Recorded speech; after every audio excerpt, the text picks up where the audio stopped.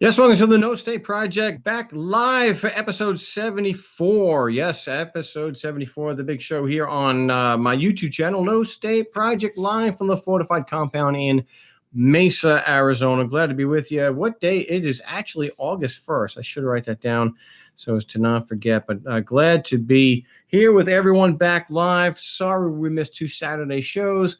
Yes, checking in from Vegas. Glad people from Vegas tuning in. For the big show today. Do apologize. Last 2 Saturday shows on LRN was not able to do live, not able to do a lot recently, but that is going to be, I will be live on Saturday for the 3-hour broadcast. So if we do not get to your call today or answer your question today, we will be live. I will be live on the Saturday show from now on. It should not be any interruption with that, at least for a while, not for the foreseeable future. I do want to, again, thank for Bill, good friend Bill, and Dan up in New Hampshire for continuing to support the show. The show today is brought, again, to you by Bill and Dan, and also for the truth, logic and reason. Someone said, she is from Northern California. Well, I'm glad someone from Northern California can watch the show. I actually have some family that are firemen that are up in the Redding area, and it's like my gosh, it's like it's been firebombed. So I'm glad they can tune in. I just got back, and it's all my traveling back and forth from California. And I got to tell you, I was in California this weekend, and I timed one light. It took us 21 minutes to make one light. Yeah, one light. And it took an hour and a half to go 6 miles. And I get to go drive. I got back last night, and I get to drive back Friday night. But I will have a Saturday show. And one of the things I cannot do because of all this traveling, I was not able to make Jackalope. It's still going on this week. It's only it goes on to the 6th to this weekend, but I cannot make it. I'm sorry if there's I just nothing I can do about it. I cannot get up there. I love to, especially when we're at 40% humidity here in the valley, which is just absolutely horrible.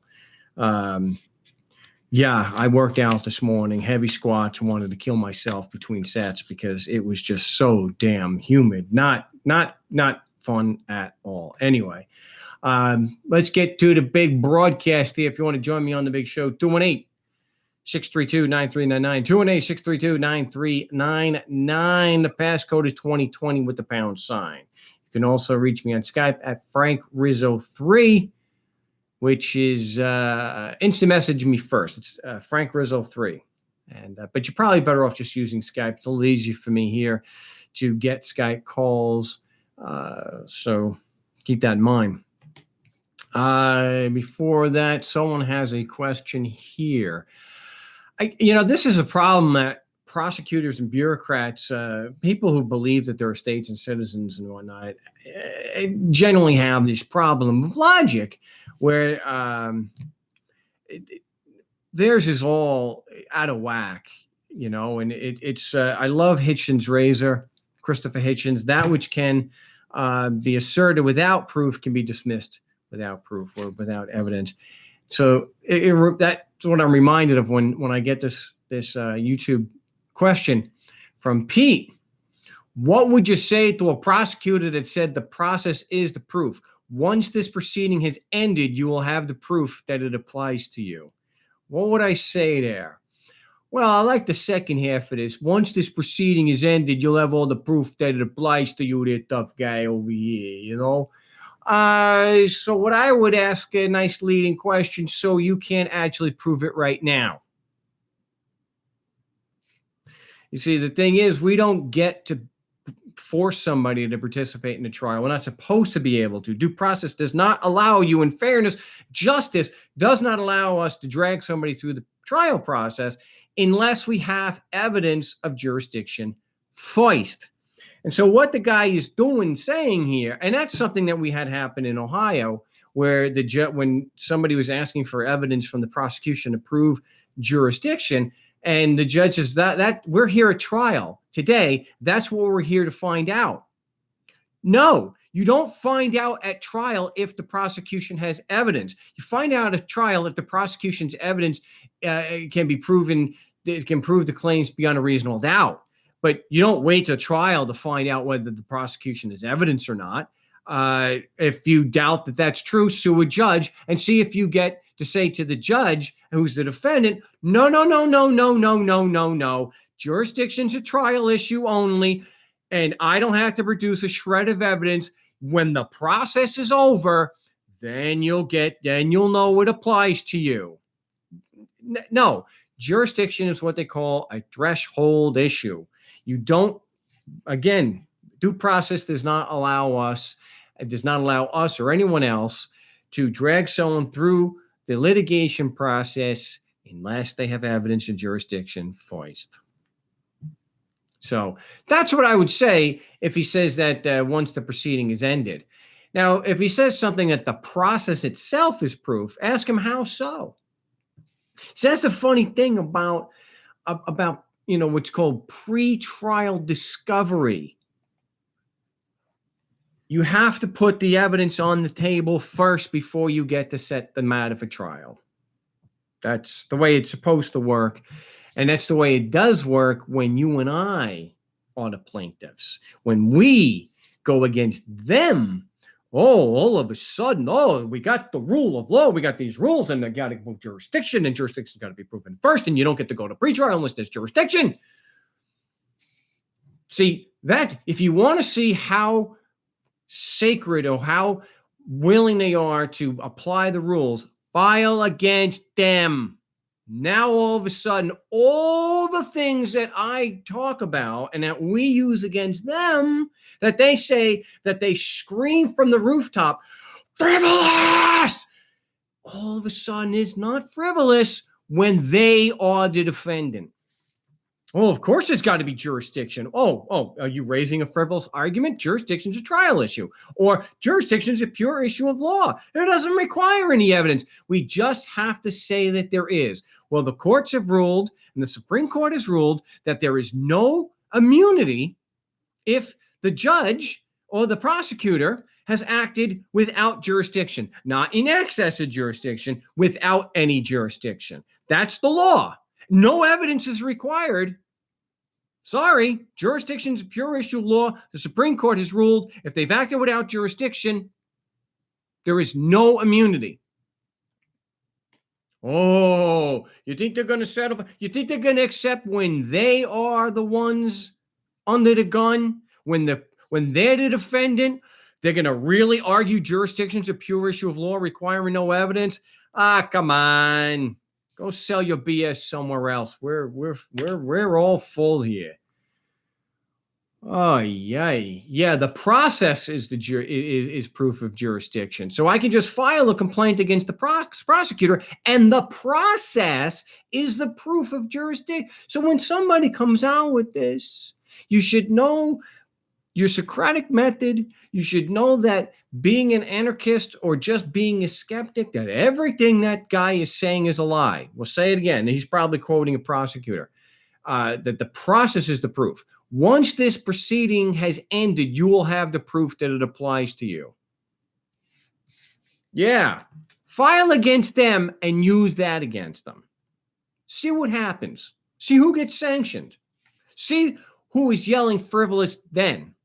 It's all this flip-flopping that you expect from politicians, because they're going to say whatever is necessary, to move their agenda and to support their narrative. It doesn't matter how many times they contradict themselves. They don't give a damn, because as I said a million times before, having a prison system means never having to be logically consistent. It's just like Giuliani.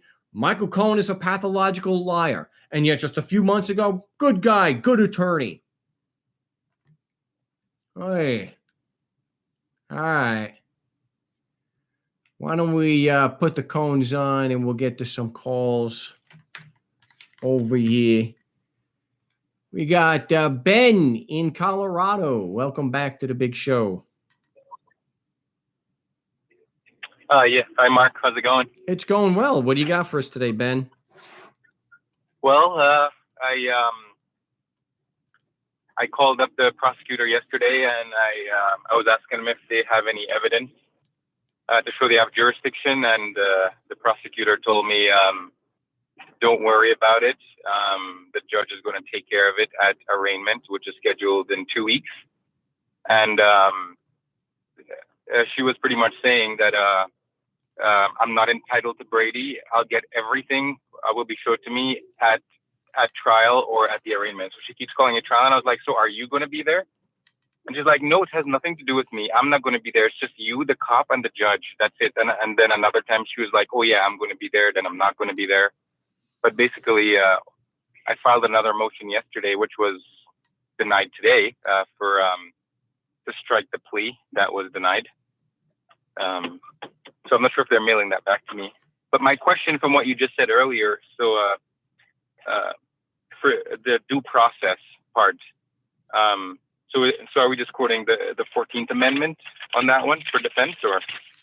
Well, you can do that, and you can also do in the Colorado state constitution, there'll be a separate due process clause there. So you want to make sure that if you just say due process, and I think it covers it. But yeah, if you need to, you shouldn't have to be specific and actually say 14th Amendment or 5th Amendment or whatever the clause is in the state constitution.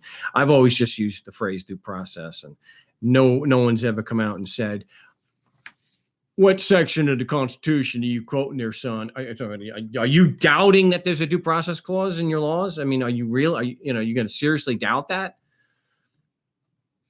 To me, I don't think due process is something where you always have to say the 14th Amendment. Now, it may become an issue if you're in a state court proceeding and you're claiming a federal due process violation. I still think you got yourself covered by just saying due process. But if you want, Okay. just to cover yourself, because there might be some jerk along the way that said, well, you didn't specifically say the 14th, the federal, you can just say the due process clause of the state and federal constitutions.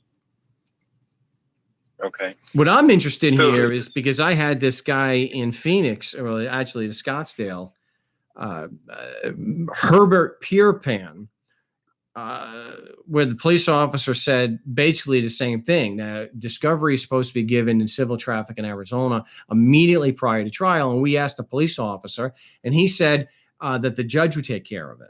And we actually Mike related that to Pierpan, and Pierpan didn't seem to care, and didn't even think to ask a prosecutor, which is what the cop was acting as, asking a prosecutor, why in the hell are you saying that me, the judge, the supposed fair, impartial, independent decision maker, why in the hell are you saying that I'm taking care of your discovery? What is wrong with you? But here, did you question the prosecutor as to why they're saying, don't worry, the judge will take care of it?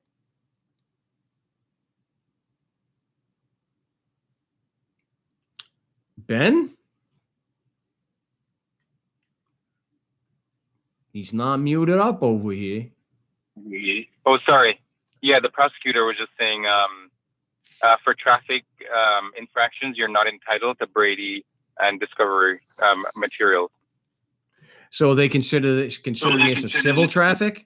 This is civil traffic? Well, it just says infraction. It's a non-jailable offense. I'm still not 100% sure if it's civil or if it is criminal. But they said it's non-jail, so I guess it is civil. Well, even in civil, there's supposed to be. Well, I got to mute you up between segments. You get the background noise. You should mute that up. Okay, so they're running this just like in Arizona. It's a minor thing, and that they are not supposed they don't need to give you pre-trial discovery. They still have to give it to you immediately prior to the trial. And if it is considered civil, then Brady material is not. Then it doesn't cover Brady. However, I believe that due process does still require the prosecution to give you information that they're aware of, that they, let's say considering the regarding the witness's competency and credibility. So if they're knowingly trying to put a witness on the stand that is not qualified, but then again, you still can't call Brady. So what you'd have to do is you would have to object at trial as to the witness being put on the stand, because to be a witness, you still have to have personal firsthand knowledge. It still doesn't explain why they're saying that the judge is going to take care of it instead of just that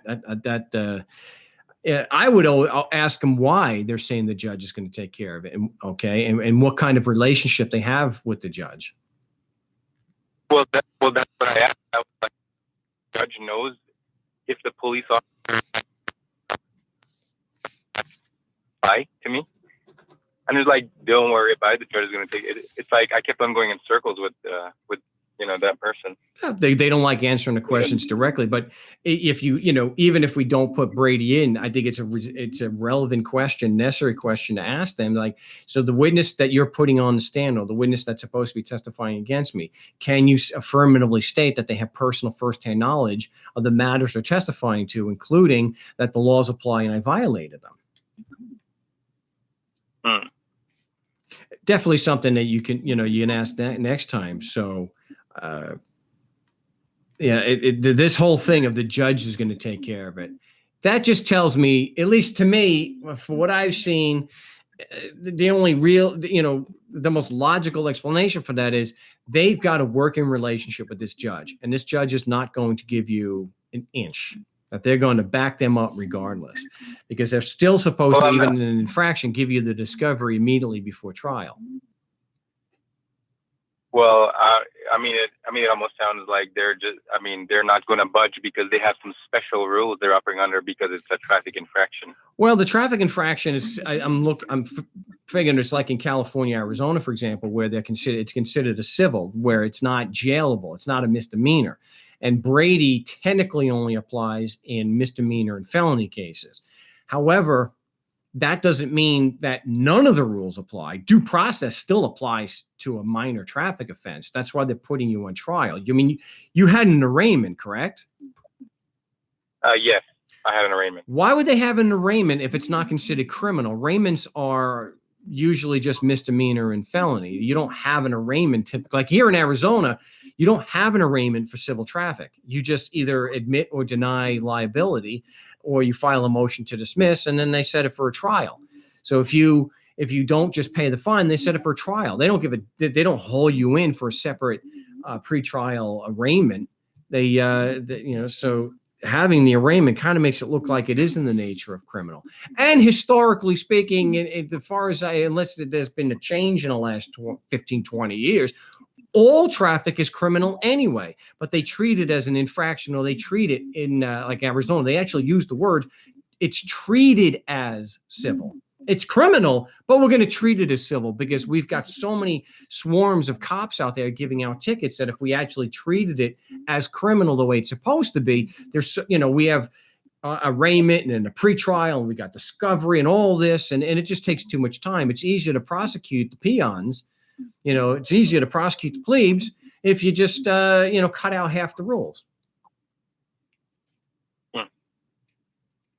So when do you have a trial set for? The final hearing is set for the 14th, so a couple of weeks. Okay, so you got time to prep. Do you have it? Or so I was still going to. I'm sorry. To file the motion to recuse the previous judge, and then the motion to reconsider. Of course, they're going to be denied too, I'm sure. So, but I'm still going to file them anyway. You file them anyway because what you want to do is, if the stakes are really high, which here they're not, and you may still want to go through this, I don't know. If they deny the motion to change the judge, at least if you wanted to, that's grounds to stop the trial on a petition for writ of mandamus into the appellate court to review the denial of the motion to change judge. But here you're saying there's no jail time. It's pretty minor, so you may not want to go through the expense of doing that. Because you're going to have a filing fee that's probably going to be at least as much as any fine they want to give you, or appellate bond, say, if you have to appeal it. Oh, you're kidding. Wow, I didn't know it was that much. It can be. I don't, it could be when you add in court fees, but a filing fee on a petition for writ of mandamus is going to be at least $250.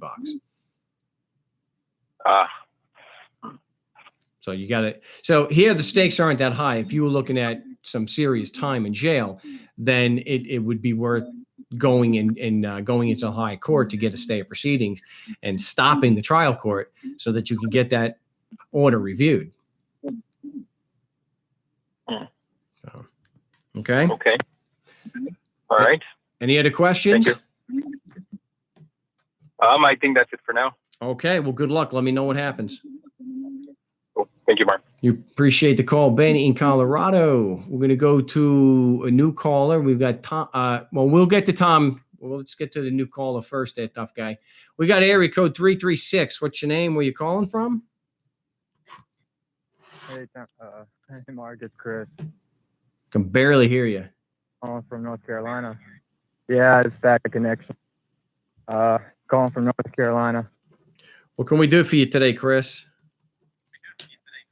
I was just trying to see if I can get some advice on what steps I need to take to proceed in this the court case I'm looking at coming up on the 21st, which is no insurance and no registration. See if I can get any pointers on some damage control.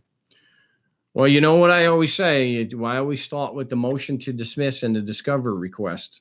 So if you're going to make a deal, you get some leverage on the prosecution first. And so we're challenging. See, jury, like I mentioned before in my so-called rant, jurisdiction is legally called, well, it's referred to in the courts as a threshold issue. It's really important.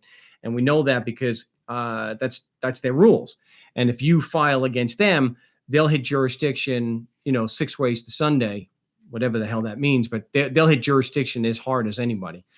Because it is a threshold issue and nothing's relevant until that's proven. So I would definitely file a motion to dismiss, showing that pointing out that the prosecution has insufficient facts or no facts to support their claim of personal and subject matter jurisdiction.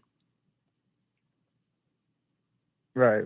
And I have tomorrow I can call about it and ask them, but every time I call, they're like, "Oh, we're not going to talk to you until you get to the court." So just like, wow, so I can't even get any information beforehand. Well, the clerks are not going to give you any information other than how to file something. As far as what information the prosecution may be using against you, that you'd have to call the prosecutor. But I get the ball rolling by filing the motion. Right. You filed a motion. I filed a motion to dismiss with a discovery/Brady request. So I want the facts that the prosecution or the evidence that the prosecution is planning on and has to support their claims.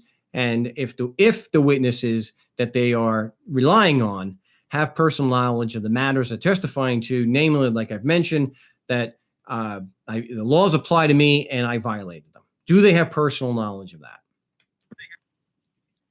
Right. In my second court case, I tried to defend myself as far as getting up there and asking for first claimant in the jurisdiction. And that's when the prosecutor was all like, "Oh, I'd hold him in contempt, judge." And I was like, wow, off the bat. How did you respond to that, though? I just asked for a continuance because I want more time to prep. Yeah, you see, that was such a douche move by the prosecutor. You should have said contempt for asking a question. If anyone should be held in contempt, it's this jackass right here for trying to intimidate me and keep me from defending myself against this frivolous complaint that this lawyer filed against me. That's how I would have handled that one. But I would get the motion to dismiss and the Brady request in. And I'm getting some really bad background noise, so I got to let you go. But if you need a copy of the motion to dismiss, you can get that at markstevens.net. And also, I would recommend contacting me on Skype at Frank Rizzo 3 so we can get you into the No State Project Skype chat so you can start doing some role playing. And so when the prosecutor, these lawyers make such statements, that you don't just run with a continuance and get out of there to prep more, you'll know exactly how to respond to that. And maybe you could just say, excuse me, you want me to be held in contempt for doing nothing more than asking a question so I can effectively defend myself against this tripe, this trash that you filed against me? Really? Is that the kind of court you're forcing me to participate in? I don't see him really answering that, but all right, we're getting a lot of new callers, so let's first get to Tom. Tom, welcome back to the No State Project. What you got for today? I got to unmute you first, that tough guy. Sorry. Okay. 2 mute buttons. Okay, what do you got? Well, I just have something here. I live in a city, adjacent to Detroit. My mother and father we moved into this city. Fuck you, motherfucker. Hold on a second there, Tom. How the hell does that happen? Okay. Say that again. So your parents moved in? Yeah, we moved into this Fuck city. you, motherfuckers. How the hell is that happening? I don't know. I know. Huh. Okay, I'm gonna have to give me a second here. Fuck you. All right, I dropped them, so I should have. Jeez. Okay. Anyway, can you hear me now? Yeah, I was able to hear you before, but I had someone on. I don't know how it happened. They didn't come in unmuted, and they just started trolling. So. Right. Well, anyway, like I said, this city is adjacent to Detroit. It's called St. Clair Shores, and my parents moved in here in 1971. The city since then has fluctuated. Fuck you, motherfucker. Wow. I don't know how they're doing that. I don't know, but here, I'll do what I can. Unfortunately. Fuck you, motherfucker. What are they, 6 years old? It sounds like it. I don't know how they're overriding, how they're doing that to the system, but all right, we'll see if we can get through this. Now I know who it is, and I'm able to delete it right away. So, okay. Okay.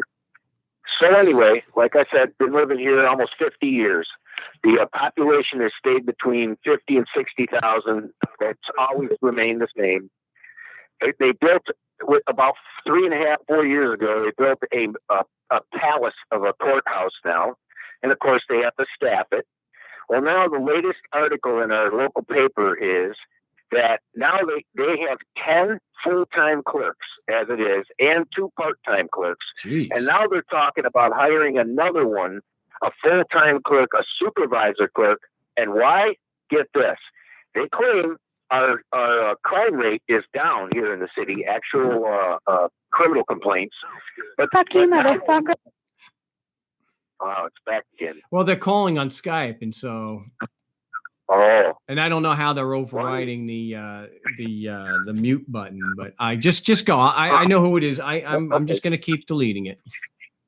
All right. Well, anyway, so now that they have a fully staffed police department, as they said, and they're issuing so many tickets that they can't keep up, that they have to hire more clerks.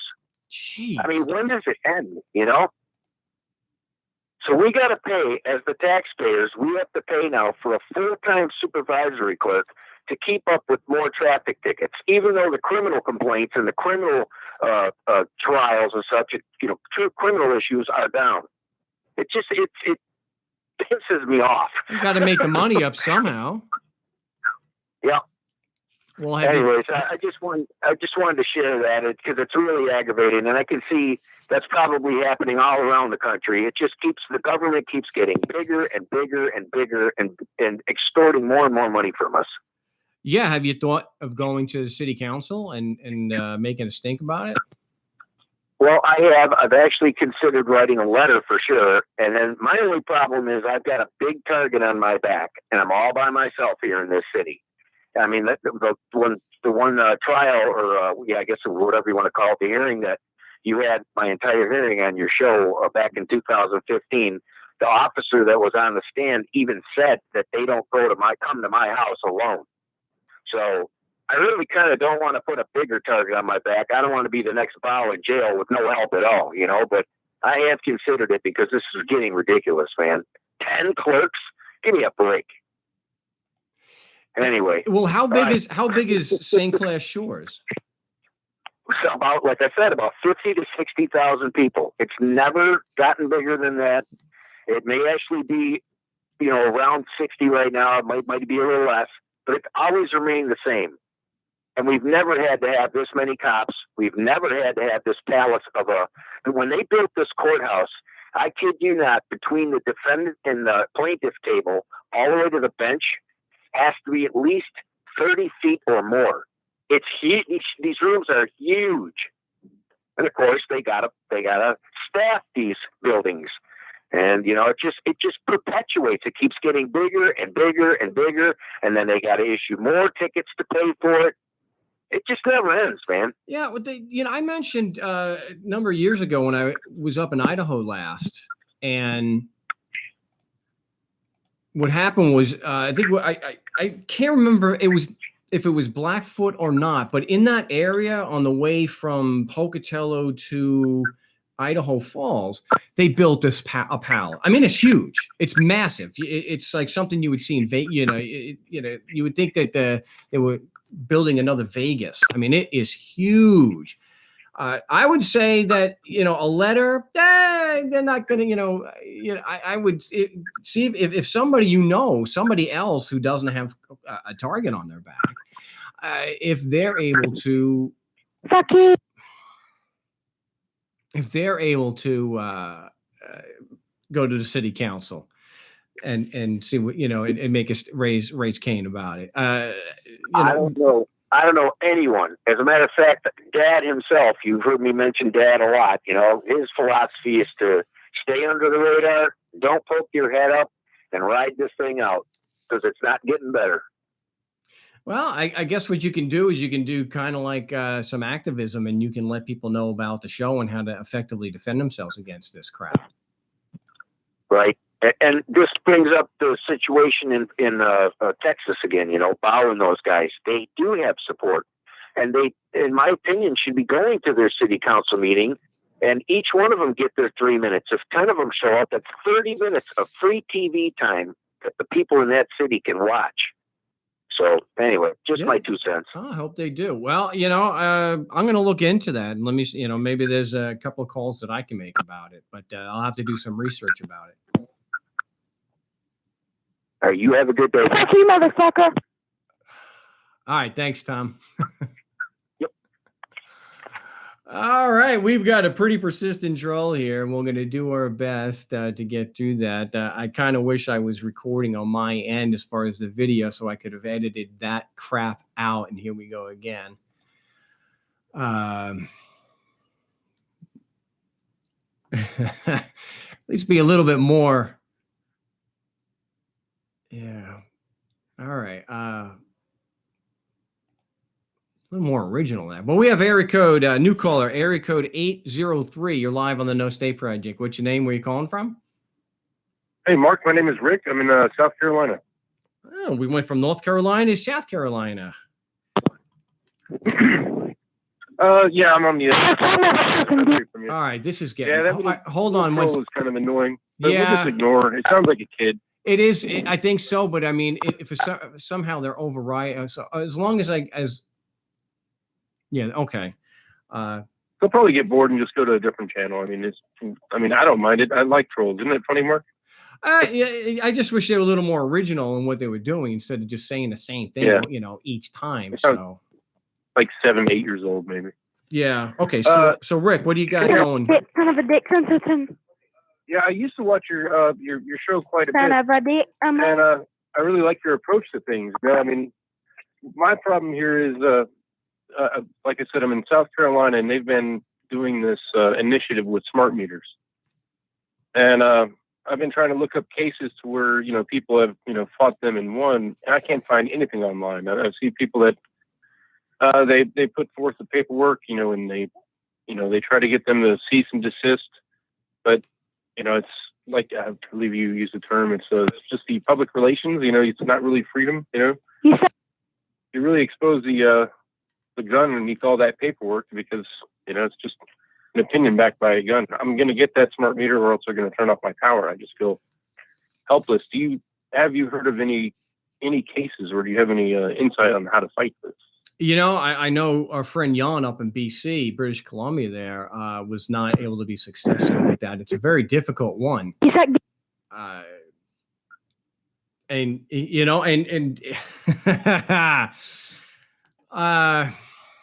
I will look into how to block that, the numbers that come in like that, but it's hard to do during live broadcast. I'd have to take a look into that though, honestly, Rick, because it's not something I'm nearly as familiar with as traffic court and stuff like that. Is it a private company? But is it a private company working on behalf of the state? Well, all the utility companies, the power companies, are a legal monopoly. So even if it's a public utility or a private utility, which this one is, it's backed by the government oversight and government regulations as how much they can raise the rates and to keep it fair. But they're backed by the government right now with these new laws they're trying to put in place, or so-called laws, that state that I have to change over to a smart meter or pay what I call an extortion fee to protect my Fourth Amendment right. I know you're not too big on constitutional rights, but that's what I'm saying. That's what I got the last meter technician off the property with, saying, I don't consent to have my Fourth Amendment right violated. Well, we could talk about privacy rights, though, and not necessarily invoking their sacred document. But how does a smart meter violate your privacy? If you look into it, it's a wireless transmitter, and what they do is in real time they can see your energy usage. Okay. And while they're using smart meters to update to what's called a smart grid, they're going to be able to analyze how much energy is being used per household. And the more smart technology that's introduced, like smart appliances, they're going to be able to communicate through that smart meter. And so they're going to be able to see when you use your dishwasher or how much hot water you're using and when your TV is on. They've actually had a German research team go through a smart meter and figure out what channel people were watching on their smart TV. And this is still in its infancy. I mean, when you start thinking about how fast computers advance and how much, how many rights we've already lost, with like the Snowden tapes and, the Manning tapes. It's only getting bigger. So basically, it's going to be used to sell your information you're going to be using it to sell your information to third parties, or data mine your information to, so they get a warrant like 5 years from now. They can come back to this time or whenever they have the smart meter technology or the smart technology and look into your history. They can, if you look at smart TVs, you can have the TV turned off, but the microphone can still be on. That's how they can record your information. That's you look how Trump was during this campaign. He was spied upon. He goes, they're spying on us. They have all this information. How are they doing it? They're using that through like some secret FISA court to get a warrant to go in there and search electronically. Tap his phone. I would imagine that the best way is something like that is just if you're able to get off the grid, period. So let's say, you're in South Carolina. It's not like you're in Phoenix where the idea of having, solar panels is a lot more attractive. It's a lot more practical. So that I know a number of people that out here, because it is, Phoenix, where they are off, they could get off the grid if they wanted, because all of their electricity is done by their solar panels. In fact, they have a deal where if you can actually sell back or sell to SRP, for example, the power company out here. You can sell them like meter turns backwards. But they're actually making laws to where, like a lot of places, if you look in Florida, they're fighting for the right to go off grid and not be connected to the actual utility power grid. And so, I mean, they're saying that's illegal. You have to be plugged in. So there's actually people with Hurricane Irma that had their photovoltaics, their solar array on top of their house that could have provided their own power, but they were told not to because it's hooked up to the grid. Say like they're working on the lines and they have that power going through their house, and say it gets sent back to the utilities. Somebody can get shocked. I can see that. But if you disconnect, there's no chance of that current going out. But they're making laws to make that impossible. I mean, if I do a little research on it, because they're covering their bases on it. Fuck you, motherfucker. Oh, yeah, that's okay, kiddo. Yeah, that it happened too fast, Rick. I'm on top of this, but it didn't. My page didn't refresh in time for me to actually cut that. The thing is, I'm actually used to it. I don't care. Okay. Hey, I'm from Long Island, so it's nothing new. if you're off the grid, which would be great, Mhm. especially if you're not paying for electricity, it doesn't solve the problem if you have a smartphone or you have a smart TV where they're still able to get signals that way. So, and they're going to have, and I don't watch TV, but I do stream stuff. So they could always, if they wanted to have my streaming history, they would just have to go to the cable company and get that. But it still would be nice to be off the grid. Yeah, off grid is what we eventually like to do. I mean, but if you look at it, man, it's expensive. We're talking, you can go easily $60,000 to be completely off grid, because then you're having your own batteries, your backup batteries for when the sun is not shining and the wind is not blowing. But like I'm saying, they're making that illegal, or they're doing like a lot of red tape, and also making it illegal. But well, who are the companies? Do you know any of the companies that are lobbying to make such laws? I mean, obviously, there's going to be a push from an industry. You look at state and local governments. I mean, even the so-called judges are all paid off. People are going in there and actually getting sick, or there's like these smart meters cause tons of fires. Hundreds of thousands of smart meters have been recalled because they're faulty. And if you Google smart meter fire, you're gonna get page upon page on Google Images of burnt houses and smart meters that are just shooting up flames. There's a study on it, because it's the analog meter is going to be metal and it's going to be glass. These smart meters are plastic. They're prone to arcing. They arc, so they get a tremendous amount of heat going back and forth between the prongs, and plastic melts pretty quick, and once it gets started, it's easy to spread. Well, yeah, I have heard about that, but it's definitely not a subject that I've done a lot of research on. If there are, I would first look to see what kind of. I would be looking to see if there were private companies that were lobbying against, to get. I'm sure, and they are, and it's being done with our tax dollars. It's 2009. They started initiating the smart grid or smart meter installations, and they did it starting in 2009 with like $4.3 billion of taxpayer money. It's like federal, and then they're also doing it with state initiatives. And so we are actually paying for our own tyranny, basically. Well, that's the way it goes. Yeah. It's always been that particular way. But that's something I'd have to look more into. And I would imagine that what you could do in the meantime is Fuck you mother shit. Do you know anything about contract law? Because here's what I told them when they had the police escort come up here because I was refusing the smart meter. I'm a criminal. I've got like zero history of violence, but they wanted to have a 6'3" muscle-bound cop in full. He looked like a soldier. If he was in camo, he'd look like he's off to war. Anyhow, so when they came up, I was like, look, when I first signed the contract with this company, I don't want to say the name because I don't want to be liable or anything like that. That's fine. But they are criminals. Anyhow, so when I first got here, I already knew about smart meters, and so when I signed the contract and agreed to it, the existing infrastructure on my house was the analog meter, the one that just spins and it's not prone to fires. Anyhow, I mean, I think I got a pretty solid case with that because I'm a signature to the original contract. My name's on it, and the utility provider's on it. And what they're essentially trying to do is change the terms to where I end up giving up my rights. And I think I have a case there in contract law because it's not mutual, what's called mutual intent. Well, you'd have to take a look because they may have it that, if there's a state law that it overrides, they'll always rule that a state law, if there's a compelling state interest, would override a clause of the contract.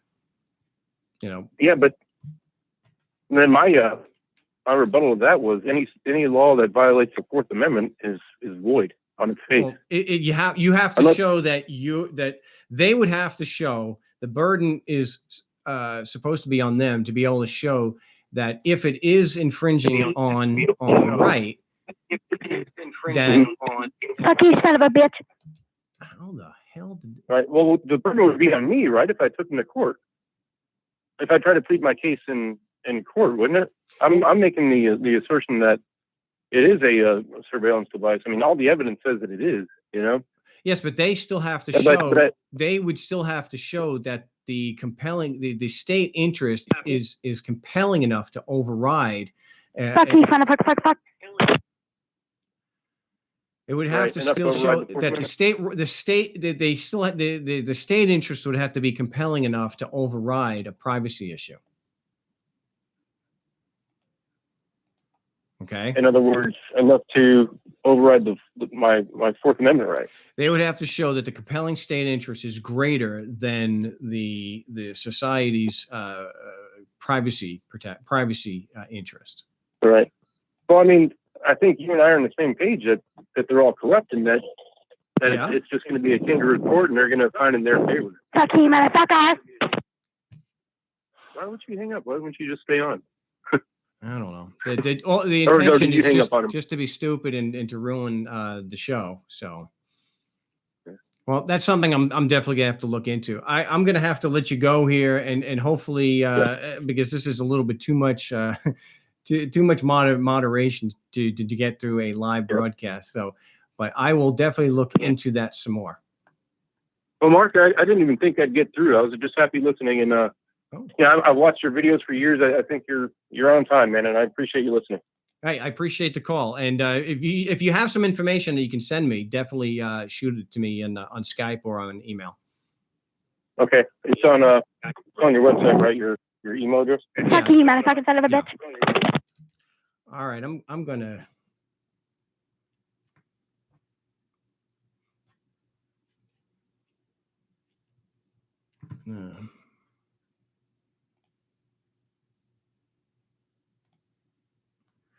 We try another caller here. We got area code 727. You're live on the No Stay Project. What's your name? Where you calling from?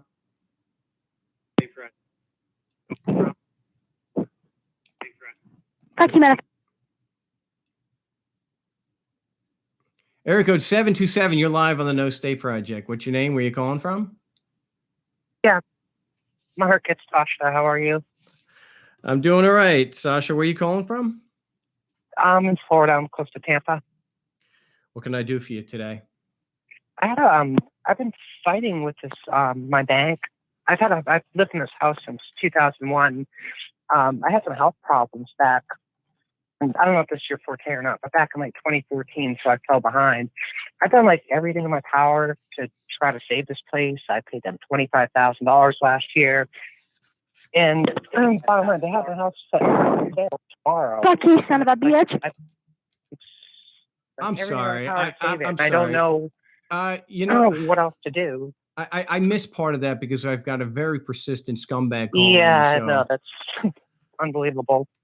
Well, I've done several hundred shows, and I've only had a handful of times where shows have had that happen, but not as persistent as this jackass. So, Yeah, it's crazy because like I listen to you all the time, but yeah, like I just totally need your help right now. This person's gonna come in and throw a monkey. Fuck you, fuck you, fuck. well, maybe what I can do is I can call the number and I can speak to their parents when we're done. But Yeah, so that might help. all right. So, what is the problem with the bank? So, all right. So I've been in this house since 2001. I've been paying, since then. I fell into some hard times, missed some payments, and I tried to get it caught up last year. I got them $25,000, and they keep adding these fees on this, that, and the other thing. So my house is on trial. It's scheduled for auction tomorrow morning. So everything I've done to try to remedy it, they will not do a thing. I tried to file an emergency motion to postpone the sale. I'm not sure where to go with it. Like I was thinking about filing a lien against the property, because obviously I have more of an interest in it than they do. I put out more money. I've taken care of the property. It's a third party that has gotten involved. Like my original mortgage was with GMAC, and now it's a servicer that's trying to foreclose. I was looking at some case law where it was proven that they don't have a standing because they don't hold the note. I'm just very confused as far as the whole process. Well, what the deal is with the note. what the deal is with the note is if they have to have the original, and Right. there was a lot of cases that were tossed out 10 years ago. Gosh, almost, because of that. I think there was one judge that was made famous because he did that. He tossed out a bunch of very big, cases because they did not have the original note. That's one way of going about it. Sure. They have to be able to evidence the original note and prove that they are the holder of the note, and to show standing Right.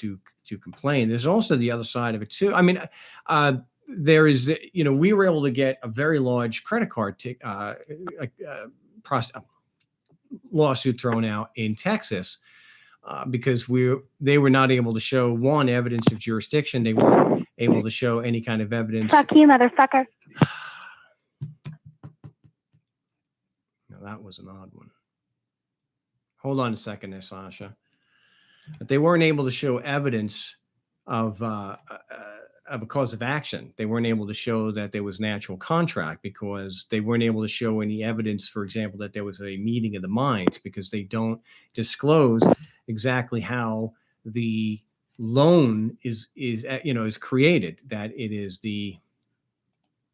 that they're monetizing and using as credit the mortgage application, or in with a credit card, the credit card application. So it was that lack of a meeting and a lack of evidence showing a meeting of the minds that I believe led to us getting that very large account thrown out. They from one of the worst law firms in Texas for these debt collection, these vultures. So that's another way to address it. Debt collectors. So yeah, no, that was, yeah. Hold on. This is really odd because now they're actually getting 2 lines. All right. Well, and it talks about, book entry credits, this, that, and the other thing. But the fact of the matter is they've backed me into such a corner, and everything I've done, I've been shot down. So I know there's, as far as I'm aware, there's no statute of limitations on fraud. So I think there is a statute limitation. There is a statute. I'm going to have to go after them after the fact. But yeah, it's just, I don't know. I'm just one person. It's just so difficult to deal with. There is a statute of limitation on fraud, though. It's 7 years. There is or is not? There is. It's 7 years. Generally, it's 7 years from the time the fraud is discovered. So if it happened in 1990, but you didn't discover it, you didn't discover it until yesterday, then yesterday is when the statute of limitations starts to toll. Okay. All right. So I'm getting near the end of the show. So you can ask more questions on the Saturday show. Hopefully it goes better, or you can email me at markstevens@mail.com. Is your email on your YouTube page, right? It's markstevens@mail.com. Oh, okay. Beautiful. Thanks, Mark. Okay. Appreciate the call. Don't appreciate these other calls. Don't appreciate those calls. I'm not taking any more calls. I'm actually going to drop off because I'm getting a little tired of moderating this little jackass. Hey, that happens. I guess I've done hundreds of shows. I've been on hundreds of shows. So I've been lucky to go this long and not have to have some 6-year-old calling and doing something like that. So, but we got most of the calls in. Again, I'm really sorry I was not getting video on my end. I could have then bleeped all that. I could have taken a couple of hours and cut that all out. But we did get some good information here on the show. I do want to address something.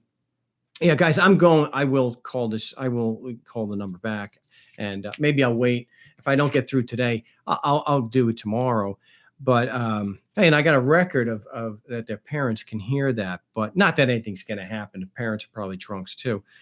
But somebody was making a comment earlier in the show that I wanted to address, and it's a common criticism. Why do we always quote the Constitution and due process and whatnot when, as anarchists, or we are skeptics, we see that there's no evidence that applies to anybody? Because we're in damage control. We're trying to limit the amount of damages people are trying to do. Or as activists, what we're doing is we're trying to show that they're criminals. And so we're showing how inconsistent they are with their own documents. So I'll quote and cite due process just to be able to show that they are not complying with their own rules. And then we can also quote incite due process in that they don't give a damn about jurisdiction unless they are under the gun. So the IRS will, for example, will tell you that your claims of jurisdiction are absolutely patently frivolous.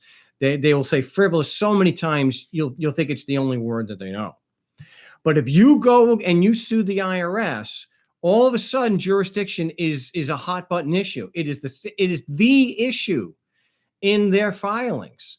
They will absolutely, and this one you can take to the bank, and any critic who knows the court system at all will agree with me, at least on this. They will absolutely, under no circumstances, traverse the merits. They will not traverse the merits and admit or deny the veracity of any of your facts, because it's not relevant until the court makes the determination on jurisdiction. They know how to defend themselves, and that's what hey.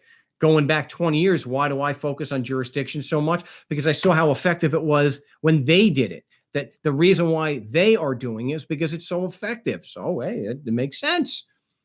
Makes sense. So, yeah, I'm not saying that there's any evidence that the Constitution applies to me or anyone else.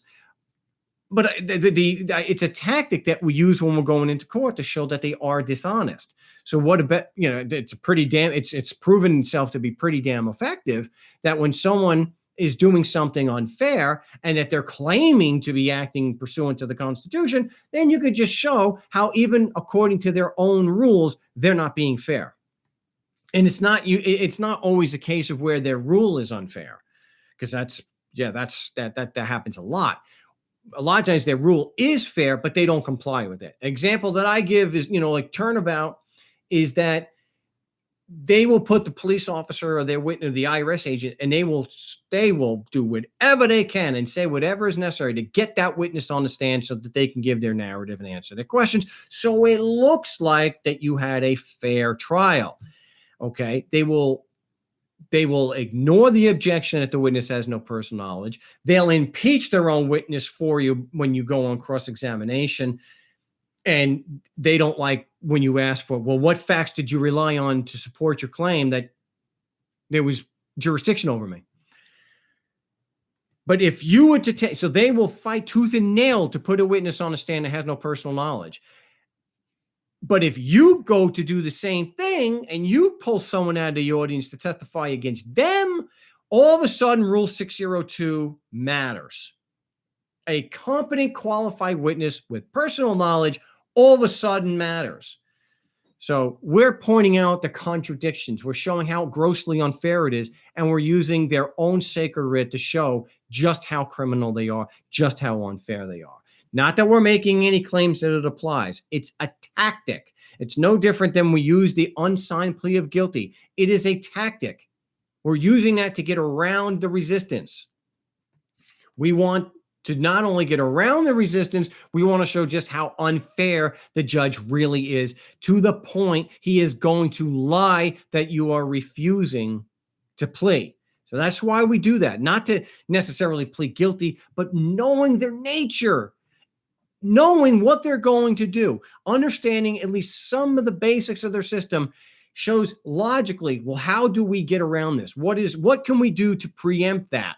What can we do that if we can't stop them from doing it, what can we at least get some evidence to use against them? And that's what we do. We use it as a tactic. So I appreciate that. I got bright and shiny eyes. Yeah, that's just the Sicilian. So I do appreciate that comment. Appreciate everyone tuning in today. Again, this show coming to you by Bill and Dan, as it will on the Saturday show when I will be live again. But this has been episode 74 of the No State Project for August 1st, 2018. And if I make a call to this guy's parents, maybe I'll do it on a live broadcast. Maybe I'll do it after the show today. So not right after the show, but if you're subbed, you'll get a notification. So, but till we meet again on the Saturday broadcast, salud.